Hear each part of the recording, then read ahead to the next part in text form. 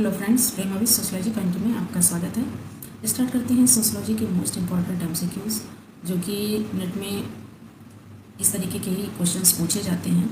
ज़्यादातर मैचिंग, कथन और कारण और कॉन्सेप्चुअल क्वेश्चन पूछे जाते हैं। और अब तो एग्ज़ाम का जो पैटर्न बन के आता है, बहुत ही अलग अलग तरीके के पैटर्न बन के आ जाते हैं कि कभी बहुत ही ज़्यादा लेंथी पेपर बन जाता है, तो कभी मैचिंग्स ज़्यादा पूछ लिए जाते हैं। तो इस तरीके से हमारी तैयारी भी अच्छी होनी चाहिए। तो ये जो आज का वीडियो है, ये हमारे लिए फास्ट रिवीजन का काम करेगा। तो चलिए हम सोशलॉजी के मोस्ट इम्पॉर्टेंट एमसीक्यूज़ को हल करते हैं और अपना मापन खुद करते हैं कि हमारे कितने क्वेश्चन सही जाते हैं। तो चलिए स्टार्ट करते हैं। तो सबसे क्वेश्चन पर चलते हैं। क्वेश्चन है एक में सूची का मिलान करना है, सूची फर्स्ट और सूची सेकंड। तो जिसमें ये दिया हुआ है कि पूंजीवाद की सारभूत धारणा, एक तरफ सूची फर्स्ट में दी हुई है पूंजीवाद की सारभूत धारणा और दूसरी तरफ प्रतिपादक उनके दिए हुए हैं। तो इसको हम मैच करते हैं। तो इसमें जो कार्य और श्रम का युक्ति संगत संगठन है, कार्य और श्रम का युक्ति संगठन है, तो ये युक्ति संगत से ही पता चल जाता है कि किसके द्वारा दिया हुआ है। तो ये किसके है? मैक्स वेबर के द्वारा। ये जो है मैक्स वेबर के द्वारा है। फिर बी है कि मुक्त मजदूरी श्रम का शोषण। मुक्त मजदूरी श्रम के शोषण की बात किसने की है? तो जे सुम्पिटर ने की है, जोसेफ सुम्पिटर ने की है।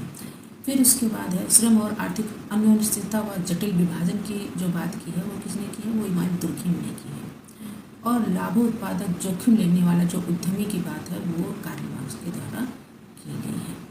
तो जो इसमें जो ऑप्शन सही होगा, वो ऑप्शन सही होगा ए का 2 और बी का पहला। तो ऑप्शन इसका जो सही होगा वो डी। ये क्वेश्चन सारे मैंने बहुत ही हाई लेवल क्वेश्चन से लिए हैं। आईएएस पीसीएस के एग्ज़ाम में आने वाले सोशलॉजी के क्वेश्चंस हैं। क्योंकि पैटर्न जो होता है सोशलॉजी में, जो पूछे जाने वाले पैटर्न सिलेबस की बात करें तो एक ही होता है। और ये देखा जाता है कि इस तरीके के क्वेश्चंस किन किन एग्जाम्स में पूछे जाते हैं। तो नेट के एग्ज़ाम में इसी तरीके के क्वेश्चंस पूछे जाते हैं। इसी वजह से मैंने थोड़ा सा हाई लेवल के क्वेश्चंस उठाए हैं, जो कि नेट के एग्ज़ाम में सीधे पूछे जाने वाले क्वेश्चंस हैं। तो आगे चलिए और नेक्स्ट क्वेश्चन की तरफ बढ़ते हैं। निम्नलिखित में कौन सा एक कथन सही है? तो निम्नलिखित में कौन सा कथन सही है, ये पता करना है। ऑप्शन है आर्थिक दक्षता का अर्थ आर्थिक समृद्धि के लिए उच्च प्रौद्योगिकी का प्रयोग, और आर्थिक दक्षता पूरे नियोजन अवसरों के साथ आर्थिक विकास, और आर्थिक दक्षता का तात्पर्य है असंगत पारिस्थितिक संरचना के साथ औद्योगिक विकास। और डी दिया हुआ है आर्थिक दक्षता का अर्थ है न्यूनतम पर्यावरणीय लागतों के साथ आर्थिक समृद्धि होती हेतु प्रौद्योगिकी। अब इसमें हमें सही कथन का चुनाव करना है कि कौन सा कथन सही है। तो इसमें जो ऑप्शन डी दिया हुआ है, आर्थिक दक्षता का अर्थ है न्यूनतम पर्यावरणीय लागतों के साथ आर्थिक समृद्धि हेतु प्रौद्योगिकी। अब हम नेक्स्ट क्वेश्चन की तरफ चलते हैं। तो नेक्स्ट क्वेश्चन है कि निम्नलिखित में से कौन मानव परिस्थितिकी के एकीकृत सिद्धांत पर अपने कार्य के लिए जाना जाता है? बहुत ही ज़्यादा इम्पोर्टेंट है क्वेश्चन ये कि मानव परिस्थितिकी के एकीकृत सिद्धांत पर अपने कार्य के लिए किसे जाना जाता है? ऑप्शन है A.H. हॉली, M. कॉस्टल्स, K. कार्ले और T. फरारो। तो इसमें जो ऑप्शन सही होगा वो होगा A.H. हॉली, मानव परिस्थितिकी के एकीकृत सिद्धांत पर कार्य के लिए जाने जाते हैं। नेक्स्ट है कि अतिरिक्त आर्थिक बाध्यकारिता के माध्यम से बेसी के विनियोजन निम्नलिखित में से किन समाजों की विशेषता है? किन समाजों की विशेषता है? तो इसमें थोड़ा सा गड़बड़ हुआ है। इस क्वेश्चन को हम छोड़ देते हैं, आगे के क्वेश्चन को लेते हैं, आगे के क्वेश्चन को। तो फिर नेक्स्ट क्वेश्चन है कि अल्पतंत्र का लौह नियम निम्नलिखित में से किस समाज शास्त्री ने विकसित किया है? अल्पतंत्र का लौह नियम किस समाज शास्त्री ने विकसित किया है? ऑप्शन है अपने नौकरशाही के विवेचना में रॉबर्ट मिचेल ने, बी है अपनी पूंजीवादी समाज के विवेचन में कार्ल मार्क्स ने, सी है अपनी सत्ता के विवेचन में मैक्स वेबर ने, और डी है अपनी शक्ति के विवेचन में डी पैरेटो। तो इसमें जो ऑप्शन सही होगा वो ऑप्शन जो सही होगा वो होगा ए ऑप्शन, क्योंकि नौकरशाही के विवेचन में रॉबर्ट मिचेल ने अल्पतंत्र का लौह नियम सिद्धांत को दिया है। नेक्स्ट है कि निम्नलिखित में कौन सी एक परंपरागत सत्ता की लाक्षणिक विशेषता नहीं है। परंपरागत सत्ता की लाक्षणिक विशेषता यानी कौन विलक्षण नहीं है, तो ऑप्शन है पैतृकवाद, वैयक्तिक निष्ठता, प्रथा, एकरूपता। इसमें जो ऑप्शन सही होगा वो ऑप्शन सही होगा बी, वैयक्तिक निष्ठा, क्योंकि परंपरागत जो होता है वो पैतृक भी होता है, प्रथागत भी होता है, एकरूपता भी होती है, लेकिन वैयक्तिक निष्ठा नहीं होती। ऑप्शन इसका जो सही है वो भी सही है। नेक्स्ट है कि निम्नलिखित में से कौन राजनीतिक समाजीकरण का अभिकरण नहीं है। ये भी बहुत क्वेश्चन इंपॉर्टेंट है। निम्नलिखित में कौन राजनीतिक समाजीकरण का अभिकरण नहीं है, तो छात्र संघ के निर्वाचन, श्रमिक संघवाद, स्वयं सहायता समूह और आधुनिक प्रौद्योगिकी। तो इसमें जो ऑप्शन सही होगा वो होगा डी, आधुनिक प्रौद्योगिकी, जो कि राजनीतिक समाजीकरण के अभिकरण के रूप में नहीं होता है। बाकी श्रमिक संघ होते हैं, छात्र संघ होते हैं, स्वयं सहायता समूह भी होते हैं। फिर नेक्स्ट है कि निम्नलिखित कथनों पर विचार कीजिए और उसके बाद उसको कोड में उत्तर देना है कि कौन कौन से ऑप्शन इसमें सही हैं। किसके अकॉर्डिंग? लोकतंत्र राजनीति ने राजनीतिक अभिजन की सामाजिक रचना को लेकर। लोकतंत्र राजनीति ने राजनीतिक अभिजन की सामाजिक रचना को लेकर। अब इसमें हम बात करें तो सबसे पहला है कि राजनीतिक एवं पारिस्थितिक जातीयता से विषम जातीयता के रूप में बदल दिया जाता है। तो बिल्कुल सही बात है कि प्रधानतः उच्च जातियों से बहुजाति में बदल दिया जाता है। ये भी बात बिल्कुल सही है। प्रधानतः नगरीय समाज एवं नगरीय से ग्रामीण एवं नगरीय में बदल दिया, बिल्कुल सही है। और प्रधानतः सर्व भारतीय क्षेत्रीय एवं स्थानीय हितों के रूप में बदल दिया जाता है। तो ये सारे ही ऑप्शन अगर हम लोकतंत्र राजनीति और राजनीतिक अभिजन की सामाजिक रचना को लेकर बात करें तो ये सभी सही हैं। तो इस तरीके से जो इसका ऑप्शन सही होना चाहिए, जिसमें सारे ऑप्शन होंगे तो ऑप्शन इसका डी सही है। फिर है नेक्स्ट क्वेश्चन और बहुत ही इम्पोर्टेंट है ये क्वेश्चन कि सर्वाधिकारवाद का क्या अर्थ है। ये सब बहुत ही इम्पोर्टेंट क्वेश्चन है और नेट में पूछे जाने वाले क्वेश्चन है, क्योंकि बहुत ही हाई लेवल से उठाए गए प्रश्न हैं और नेट के एग्जाम में ये सीधे रख दिए जाते हैं क्वेश्चन, ये सीधे पूछ लिए जाते हैं सीधे सीधे। तो इस तरीके से सर्वाधिकारवाद का क्या अर्थ होता है? एक राजनीतिक व्यवस्था जिसमें स्वतंत्र की अनुमति है, एक राजनीतिक व्यवस्था जो लोगों का जीवन व्यापक रूप से नियंत्रित करती है, और एक राजनीतिक व्यवस्था जिसमें बहुदलीय निरीक्षकों की अनुमति है, और एक राजनीतिक व्यवस्था जिसमें मजदूर संघ की अनुमति है। तो इसमें जो ऑप्शन सही होगा वो बी सही होगा। सर्वाधिकारवाद क्या होता है कि एक राजनीतिक व्यवस्था जो लोगों का जीवन व्यापक रूप से नियंत्रित करती है। शेयर करें, सब्सक्राइब करें और कमेंट करना ना भूलें। तो क्वेश्चन है कि सावकाश वर्ग के सिद्धांत में वेवलेन ने सावकाश वर्ग के सिद्धांत में वेवलेन ने उसके आगे 4 ऑप्शंस दिए हैं कि इसके आगे कौन सा ऑप्शन लगेगा। तो जो वेवलेन ने सावकाश का सिद्धांत दिया है वो इन किससे संबंधित है? ऑप्शन दिए हैं सामाजिक गतिशीलता के साथ उपभोक्तावाद की तुलना, समाज में वित्तीय रूप से सफल समूहों के सुस्पष्ट अवकाश के साथ प्रदर्शन उपभोग की तुलना, और सी है नवधनिकों की जीवन शैलियों की तुलना, और डी है महिलाओं के वंचन के साथ संबंधित विचारों की तुलना। तो इसमें जो ऑप्शन सही होगा वो ऑप्शन बी सही होगा, क्योंकि उन्होंने प्रदर्शनी उपभोग की तुलना का कॉन्सेप्ट उनके द्वारा दिया गया है, अवधारणा प्रदर्शनी उपभोग की दी गई है। और सावकाश का सिद्धांत वेवलेन ने समाज में वित्तीय रूप से सफल समूहों के सुस्पष्ट अवकाश के साथ प्रदर्शन उपभोग की तुलना में किया है। तो ऑप्शन इसका बी सही है। अब हम नेक्स्ट क्वेश्चन की तरफ चलते हैं। नेक्स्ट क्वेश्चन है कि बर्जुआकरण क्या है। बर्जुआकरण क्या है? इसमें भी ऑप्शन दिए हैं और बताना है कि वर्जवाकरण क्या है। तो श्रमिक वर्ग की गतिशीलता की विफलता और उद्योग का स्वचालन और मध्यवर्गीय पहचान का पुनर्निर्माण और श्रमिक वर्ग में मध्यवर्गीय आकांक्षाओं जीवन शैली की रचना प्रक्रिया। ये क्वेश्चंस ऐसे क्वेश्चन हैं जो बहुत ही हाई लेवल में पूछे गए हैं, यानी कि आईएएस केसेस में पूछे गए हैं। लेकिन चूँकि सोशलॉजी सब्जेक्ट का पैटर्न एक ही है और पाठ्यक्रम भी काफ़ी मिलता जुलता हुआ है, तो जो क्वेश्चंस बनते हैं वो एक तरीके से जो सोशलॉजी के लो लेवल से स्टार्ट होते हैं और हाई लेवल तक जाते हैं। तो जो क्वेश्चंस आने की संभावना होती है उन्हें हमें चूज़ करना होता है, यानी जो क्वेश्चंस चूज़ करने लायक होते हैं कि ये एग्ज़ाम में डायरेक्ट क्वेश्चंस आने वाले हैं, तो वो हाई लेवल से भी उठाए जा सकते हैं। तो ये क्वेश्चन उसी तरीके के हैं, यानी कि इसमें देखिए आप दिए होगा IAS 2009, तो ये जो क्वेश्चंस हैं उन्हीं से उठाए हुए क्वेश्चंस हैं। तो चलिए वर्जवाकरण क्या है। तो वर्जवाकरण जो है वो श्रमिक वर्ग में मध्यवर्गीय आकांक्षाओं जीवन शैली की रचना प्रक्रिया है। क्या है वर्जवाकरण? वर्जवाकरण है श्रमिक वर्ग में मध्यवर्गीय आकांक्षाओं और जीवन शैली की रचना प्रक्रिया।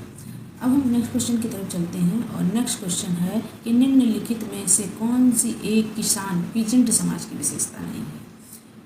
पीजेंट समाजों की विशेषता नहीं है। ऑप्शन दिए हुए हैं परिवार के सदस्यों के श्रमिकों जैसा इस्तेमाल, पूर्ण पृथकता, उत्पादन एवं उपभोग की इकाई के रूप में परिवार और कृषि एक जीवन शैली के रूप में। तो इसमें जो ऑप्शन सही होगा वो ऑप्शन बी सही होगा। विशेषता नहीं तो पूर्ण पृथक्करण, जो कृषक समाज होते हैं वो पृथक्करण की इनमें स्थितियाँ नहीं होती हैं। नेक्स्ट क्वेश्चन है कि लुम्पन सर्वहारा संप्रत्यय निम्नलिखित में से किस सिद्धांत में है। लुम्पन सर्वहारा संप्रत्यय निम्नलिखित में से किस सिद्धांत में है। ऑप्शन है मार्क्सवादी सिद्धांत, वेबर का सिद्धांत, पार्सन्स का सिद्धांत और दुर्खिम का सिद्धांत। तो इसमें जो ऑप्शन सही होगा वो ऑप्शन ए सही होगा, मार्क्सवादी सिद्धांत। लुम्पन सर्वहारा संप्रत्यय जो संबंधित है वो मार्क्सवादी सिद्धांत से। क्वेश्चन है कि यदि किसी अपराधी को कुछ समय जेल की सज़ा काटने के बाद सदाचरण के आधार पर कुछ शर्तों पर जेल से मुक्त कर दिया जाता है तो इसे क्या कहते हैं। बहुत ही इम्पोर्टेंट क्वेश्चन है ये। तो किसी अपराध के लिए जब किसी व्यक्ति को सज़ा दी जाती है और जब वो जेल में रहकर अपने आदतों में सुधार कर लेता है, यानी अच्छा व्यवहार करता है, अच्छी बातचीत करता है, सदाचरण अपनाता है, तो उसको उसके इस व्यवहार से खुश होकर उसको क्या किया जाता है, कुछ शर्तों पर जेल से मुक्त कर दिया जाता है। तो उसे कानूनी रूप में क्या कहते हैं, प्रश्न में ये पूछा गया है। तो इसमें जो ऑप्शंस दिए गए हैं वो ऑप्शंस हैं प्रोबेशन, पैरोल, रिमांड होम और आफ्टर केयर इंस्टीट्यूशन। इसमें जो ऑप्शन सही होगा वो बी सही होगा। इसे पैरोल कहते हैं कि जब किसी व्यक्ति के सदाचरण से खुश होकर उसे कानूनी तौर पर जेल से कुछ शर्तों के लिए मुक्त किया जाता है तो उसे पैरोल कहते हैं। नेक्स्ट क्वेश्चन है कि निम्नलिखित में से कौन सामाजिक विघटन का कारण नहीं है। निम्नलिखित में कौन सामाजिक विघटन का कारण नहीं है, इसमें ऑप्शन पूछा गया है और इसी तरीके के क्वेश्चंस नेट के एग्जाम में पूछे जाते हैं। तो ऑप्शन है तीव्र सामाजिक परिवर्तन, सामाजिक मूल्यों में परिवर्तन, सामाजिक नियंत्रण और युद्ध। तो इसमें जो ऑप्शन सही होगा वो बी ऑप्शन सही होगा, सामाजिक मूल्यों में परिवर्तन। नेक्स्ट है और बहुत ही ज़्यादा इम्पोर्टेंट क्वेश्चन है, बोस्टर्ड स्कूल के जनक कौन था। बोस्टर्ड स्कूल का जनक कौन था। ऑप्शन दिए हैं संपूर्णानंद, सदरलैंड, एल्विन रेगलिस ब्राइस और हैकरवाल। तो इसमें जो ऑप्शन सही होगा वो होगा एल्विन रेगलिस ब्राइस। बोस्टर्ड स्कूल के जो जनक के तौर पर जिन्हें जाना जाता है वो एल्विन रेगलिस ब्राइस को जाना जाता है। बहुत ही वेरी इम्पोर्टेंट क्वेश्चन है। फिर नेक्स्ट है कि निम्नलिखित में कौन भारतीय संविधान के अनुच्छेद 17 की आधारभूत चिंता है, यानी अनुच्छेद 17 के अंतर्गत इसमें कौन सा ऑप्शन आएगा। ऑप्शन दिए हैं पिछड़े वर्गों का प्रतिनिधित्व, अस्पृश्यता का उन्मूलन, अनुसूचित जातियों के लिए सेवाओं में पदों का आरक्षण और अनुसूचित जातियों को राजनीतिक प्रतिनिधित्व। तो इसमें ऑप्शन जो सही होगा वो अस्पृश्यता का उन्मूलन, ये अनुच्छेद 13 के अंतर्गत आता है। नेक्स्ट है कि भारत के संविधान में किस अनुच्छेद में पिछड़ा वर्ग बैकवर्ड क्लास पद का प्रयोग किया गया है। ये भी क्वेश्चन इम्पॉर्टेंट है। तो और इसमें ऑप्शन दिए हैं अनुच्छेद 15(4), अनुच्छेद 16(4), अनुच्छेद 17(4), अनुच्छेद 23(4). इसमें जो ऑप्शन सही होगा वो बी होगा। तो पिछड़ा वर्ग से संबंधित अनुच्छेद 14(4) में पिछड़े वर्ग पद का प्रयोग किया गया है।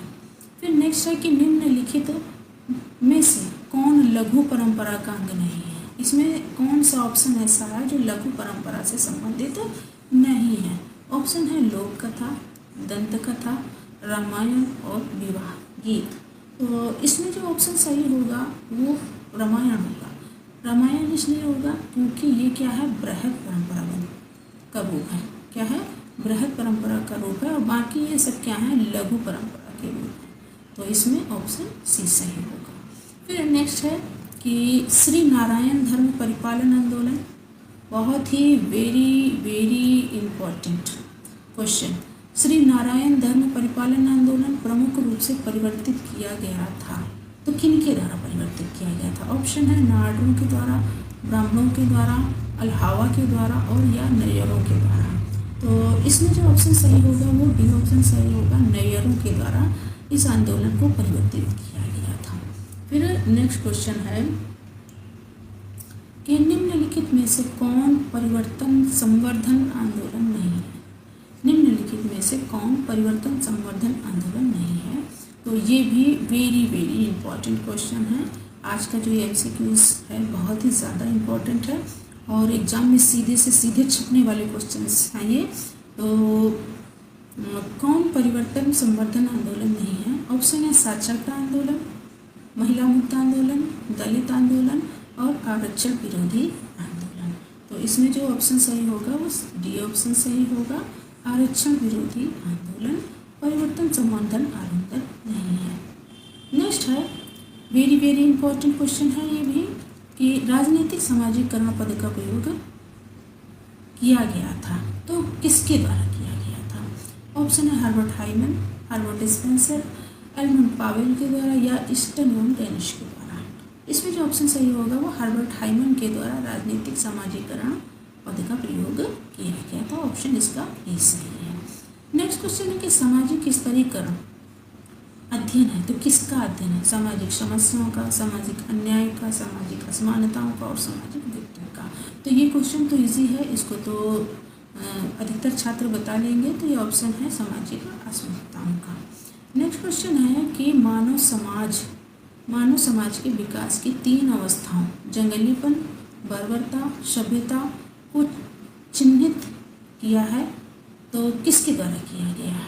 ऑप्शन है L क्रोबर, Charles Darwin, Herbert Spencer और एलिस मार्क। ये क्वेश्चन एग्जाम में बहुत ज़्यादा पूछा गया है, उसके हिसाब से क्वेश्चन रिपीट होने की संभावना है। तो इसमें जो ऑप्शन सही होगा वो डी होगा और एलिस मॉर्गन के द्वारा ये विकास, मानव समाज के विकास की 3 अवस्थाएं हैं, जंगलीपन, बर्बरता और सभ्यता। नेक्स्ट है कि किसने कहा है कि सामाजिक स्तरीकरण का अर्थ समाज को कुछ ऐसे स्थायी समूहों और श्रेणियों में विभक्त करने वाली व्यवस्था से है जिसके अंतर्गत समूह व श्रेणियाँ अधीनता के संबंधों द्वारा एक दूसरे से जुड़ी रहती हैं। तो ये स्तरीकरण से संबंधित जो डिफिनेशन है ये किस समाजशास्त्री के द्वारा दी गई है। ऑप्शन है एंटूमन, शोरोकेन, विगेसवर्ड और सदरलैंड एवं वुडवर्ड। इसमें जो ऑप्शन सही होगा वो ए होगा और ये बहुत ही इम्पोर्टेंट डिफिनेशन है। नेक्स्ट है कि घनिष्ठता मूलक अनुभव प्रदान करने वाले समूह को कहा जाता है, यानी कि जिसमें भावनात्मक लगाव होता है। घनिष्ठता मूलक अनुभव का मतलब क्या होगा, जिसमें भावनात्मक लगाव होता है। ऑप्शन हो गया प्राथमिक समूह, द्वितीयक समूह, संदर्भ समूह, अंतः समूह। तो जो प्राथमिक समूह होते हैं वो घनिष्ठ रूप से आपस में जुड़े होते हैं।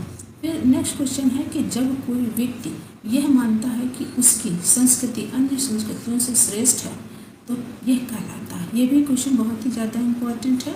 तो इसमें अपनी संस्कृति को श्रेष्ठ मानने वाले व्यक्तियों के द्वारा उसको क्या कहा जाता है। तो निर्जातीयता, निर्जाति केंद्रवाद, विदेशी केंद्रीयता या सांस्कृतिक सापेक्षवाद। तो इसमें जो ऑप्शन सही होगा वो बी सही होगा, एथनोसेंट्रिज्म यानी निर्जाति केंद्रितवाद। फिर नेक्स्ट क्वेश्चन है कि पुस्तक लाइफ डिवाइन की रचना की गई, बहुत ही इम्पोर्टेंट पुस्तक है ये, कि लाइफ डिवाइन पुस्तक किसके द्वारा रचित है। ऑप्शन है बाल गंगाधर तिलक, राधा कृष्णन के द्वारा, विवेकानंद के द्वारा या अरविंद के द्वारा। ऑप्शन है इसमें जो डी, अरविंद के द्वारा ये पुस्तक रचित है, लाइफ डिवाइन। तो आज की यदि MCQs अच्छी लगी हो तो चैनल को लाइक करें, शेयर करें, सब्सक्राइब